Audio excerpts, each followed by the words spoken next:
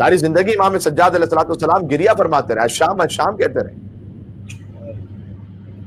روایات میں، میں اپنی ماؤں بہنوں سے دستبستہ گزارش کر رہا ہوں، روایات میں فقط حجاب پر اصرار نہیں ہے، شدت حجاب پر اصرار ہے۔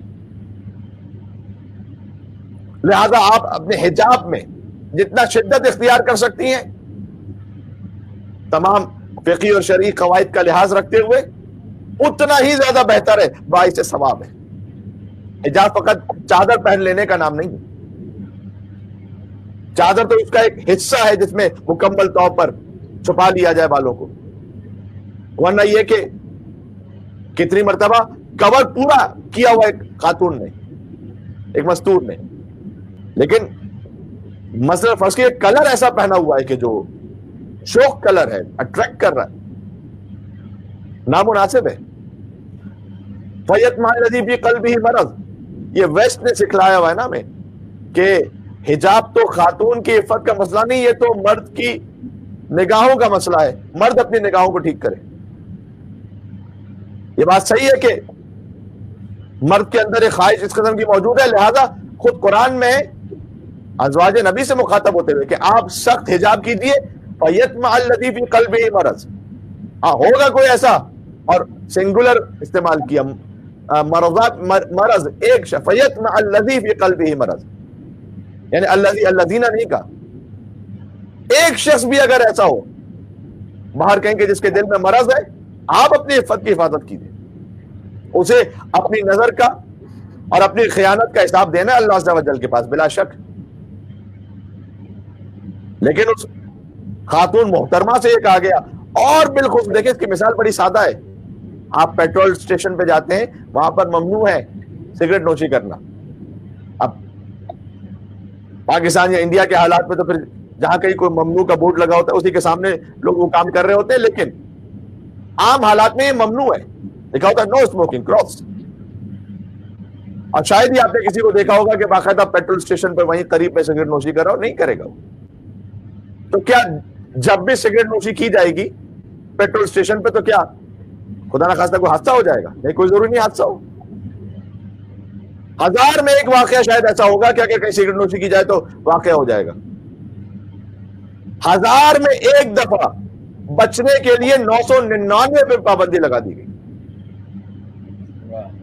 کہ خبردار، not allowed, smoking is not allowed, absolutely not allowed. کیوں 1000 میں ایک دفعہ کیا ریشو بنتا ہے؟ نہیں، اس لیے کہ اگر واقعہ ہوگا تو اتنا زیادہ خطرناک ہو سکتا ہے کہ اس کا ڈیمیج کنٹرول پہ نہیں ہو سکے گا۔ لہذا حجاب کے معاملے میں فقط میں آپ سے عرض کرتا ہوں واجب پہ نہ رکے، اس سے آگے بڑھنے کی کوشش کی، شدت حجاب کو۔ ماشاءاللہ ہم نے مومنین مسقط میں جو مومنین ہیں، ہمیں جو اطلاعات ملتی ہیں، ہم آپ کے پاس مجلس پڑھنے کے لیے پہلے حاضر بھی ہو چکے ہیں، کافی اچھا حجاب کے اعتبار سے اہتمام ہوتا ہے، لیکن امام سید سجاد علیہ السلام کی مجلس میں اس بات کو بیان کرنا ضروری ہے۔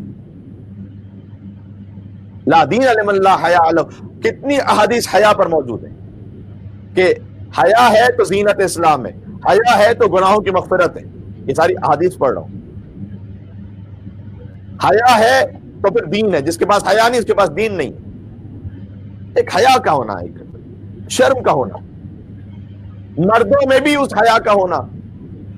ویسٹرن ورلڈ میں آتے آتے اور اس کا اثر لیتے لیتے اب ہمارے جوان بھی گھروں کے اندر، کبھی گھروں سے باہر وہ شارٹس میں گھوم رہے ہوتے ہیں۔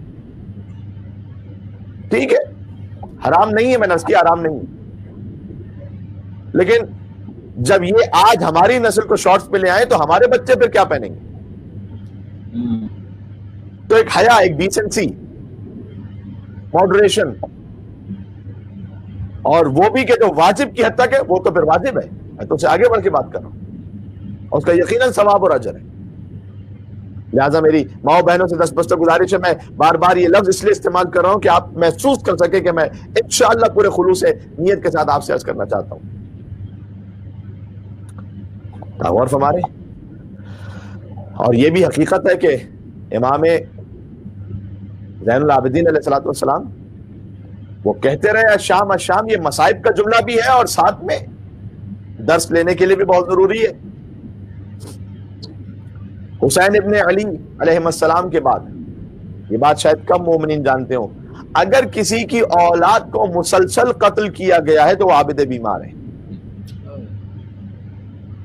مولا کی اولاد، ان کی نسلیں، بنی امیہ نے قتل کیا، بنی عباس نے قتل کیا، بادشاہوں نے قتل کیا، ڈھونڈ ڈھونڈ کے قتل کیا.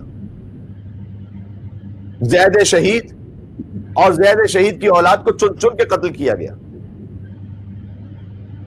امام زین العابدین علیہ السلام اگرچہ کہ آدم آل محمد ہے، ابھی ہم نے عرض کیا، لیکن اس کے باوجود بھی ان کی نسلوں میں بہت شہادتیں. تاریخ ائمہ گواہ ہے کہ آپ کی نسل میں جتنے شہید گزرے کسی امام کی نسل میں اتنے شہید نہیں گزرے. کربلا کی یاد سید الساجدین سے باقی رہی. دنیا یہ سمجھی کہ کربلا کے بعد اکیلا بچا ہے، مگر دنیا کو کیا معلوم تھا کہ اس تنہا سے بھی جب بدلہ لیا جائے گا تو لشکر کے لشکر دوڑیں گے. کبھی خراسان، کبھی بصرہ، کبھی اہواز، کبھی بغداد، کبھی مدائن، کبھی نیشا پور. ڈھونڈتے رہے امام زین العابدین کی اولاد کہاں کہاں ہے. جہاں جس شہر میں ملی قتل کیا گیا. زیدی سادات کہاں کہاں ہے، چن چن کے مارا گیا. یہاں تک کہ مظلومیت کا وہ دور بھی آیا کہ مولا عابد بیمار علیہ الصلوۃ والسلام کی اولاد تقیہ کی وجہ سے اپنا تعارف نہیں کروا پاتی. یہ میں اس لیے بھی عرض کر رہا ہوں کہ میری مائیں بہنیں سنیں کن سختیوں کے ساتھ دین ہم تک پہنچا ہے. آج ہمارے لیے ایک بنیادی حجاب کرنا مشکل ہو گیا ہے. اور حجاب میں جس طرح سے جب باہر جائیں نامحرم کے سامنے ہو، یا گھر میں بھی اگر نامحرم ہے تو جو قدموں کا حجاب وہ بھی واجب ہے. کس ڈریسنگ میں آپ باہر تشریف لے جا رہی ہیں اس کا بھی بہت گہرا تعلق ہے حجاب سے.